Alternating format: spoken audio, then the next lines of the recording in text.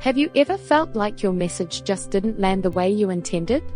Miscommunication is a universal experience that can lead to confusion, frustration, and even damaged relationships. Communication is a complex, back-and-forth process. Think of it like passing a piece of soft clay. When passed to another person, the impact shapes it slightly differently.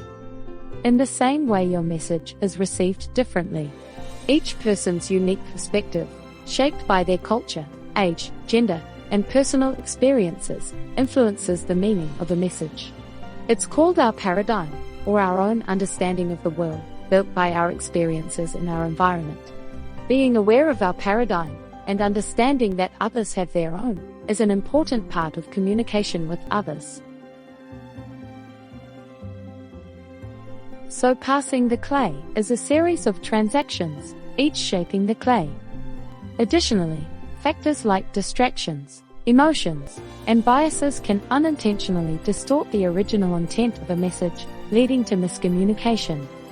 A gesture that's considered respectful in one culture, like avoiding direct eye contact, might be interpreted as dismissive in another. Even within the same language, words can carry vastly different meanings based on someone's background or context. And let's not forget distractions. A hungry stomach, a ringing phone, or stress from a previous conversation can impact how we process a message. Add more people to the conversation, each with their own perspectives and emotions, and the complexity multiplies.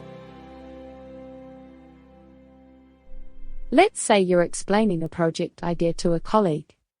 You intend to say, "I think this new approach will save us time and resources."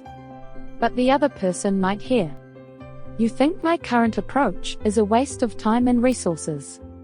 Why? Because our perceptual filters, shaped by past experiences, emotions, and biases, alter how we send and receive messages. These filters can unintentionally distort the original intent of a message. But there's good news. We can take practical steps to reduce miscommunication. Engage in active listening. Listening isn't just about hearing words, it's about understanding the message behind them. Pay attention to tone, body language, and facial expressions. Respond with empathy and adjust your own message to ensure clarity. For example, instead of nodding passively, say, "So, you're saying the timeline feels tight. Did I get that right?" 2. Pay attention to nonverbal cues. Communication is about more than words. Crossed arms, raised eyebrows, or a long pause can say as much, or more, than the words themselves. If someone hesitates after you suggest a plan, ask, "Does something about this approach not sit well with you?" 3. Seek to understand before being understood. In our rush to express ourselves, it's easy to forget that communication is a two-way street. Take a moment to ask, "How do you see this situation?"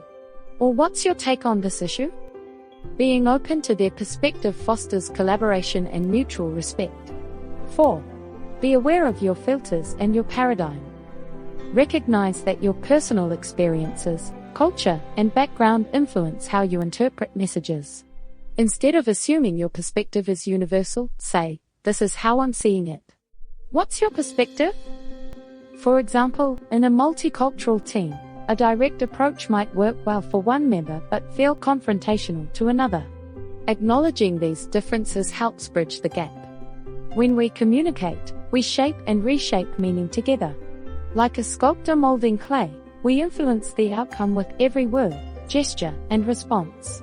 By actively listening, staying aware of our biases, and seeking shared understanding, we can prevent messages from turning into a mush of miscommunication.